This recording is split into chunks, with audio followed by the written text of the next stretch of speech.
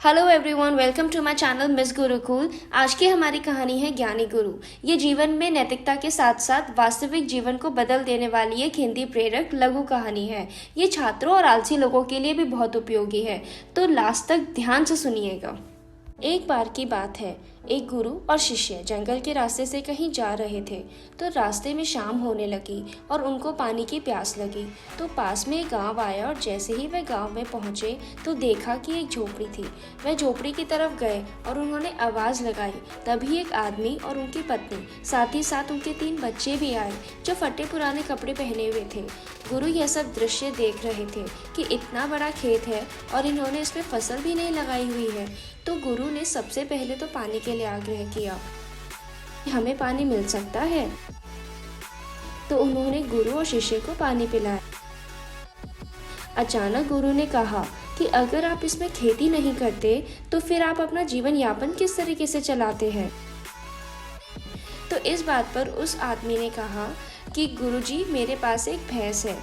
उस भैंस का दूध बेचकर ही हम पैसे कमाते हैं और इसी से हम अपनी आजीविका भी चलाते हैं। गुरु ने उनकी बात को ध्यान से सुना और कुछ देर तक बातचीत की, लेकिन अंधेरा हो चुका था। तो उन्होंने यह निर्णय लिया कि आज की रात हम यहीं रुकेंगे।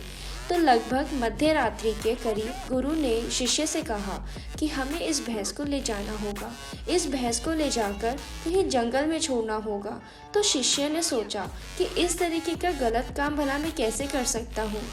अगर मैं इस भैंस को लेकर जाऊंगा तो ये आदमी बाद में अपना जीवन यापन कैसे करेगा?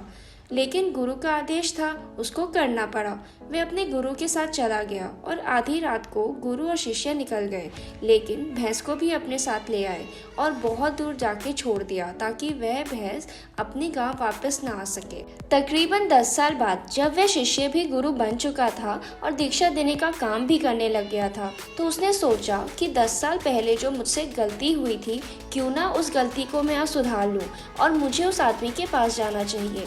वह उस आदमी के पास जाता है और देखकर अचंभित हो जाता है कि जो खेत थे उसमें फसलें लहर रही थी और बगीचे लगे हुए हैं। वह सोचता है कि शायद हो सकता है वह आदमी अपना घर बार बेचकर, अपनी ज़मीन बेचकर शहर में चला गया हो। लेकिन तभी अचानक वह आदमी घर से बाहर आता है और उस गुरु को नमन कर कर बोलता है कि मैंने आपको पहचान लिया। बरसों पहले आप और आपके गुरु साथ आए थे, लेकिन उस दिन रात अचानक पता नहीं क्या हुआ कि हमारी भैंस हमें छोड़कर चली गई और अब हमें कोई दूसरा काम करना था जिससे हमारी आजीविका पुनः सुचारू रूप से चल सके। लेकिन हमारे पास कोई विकल्प नहीं था, तो मैं जंगल से लकड़ियां काट के लाता था और उसी से जीवन यापन करता था।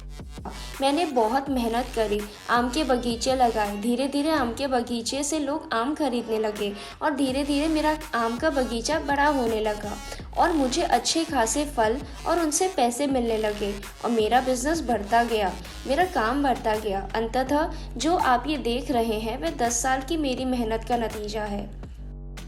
अब बारी आती है कि हमें इस कहानी से क्या शिक्षा मिली, लेकिन उससे पहले आप मुझे ये बताइए कि आपके जीवन में भी ऐसी ही भैंस है क्या जिसको आप छोड़ना नहीं चाहते हो और सिर्फ उसी से कमाई करना चाहते हो? अब देखो ना, जैसे उस आदमी को भी नहीं पता था कि उसके अंदर क्या टैलेंट है, उसके अंदर कितनी क्षमता है, लेकिन उस गुरु ने उसका भाग्य बदल दिया। ऐसे ही हमेशा परिवर्तन तभी होता है जब आपके पास कोई विकल्प नहीं होता, और जब आपके पास कोई विकल्प नहीं होता है तो सिर्फ आपके पास जो रास्ता होता है आप उसी पर चलते हैं, और जब आप उसी रास्ते पर चलते हैं तो जीवन में आपको सफलता ज़रूर मिलती है। लास्ट में बस इतना ही कहना चाहती हूँ कि इसी तरह की कहानियों को पढ़ने या सुनने के लिए मिस गुरुकुल को सब्सक्राइब करना ना भूलें। Thank you.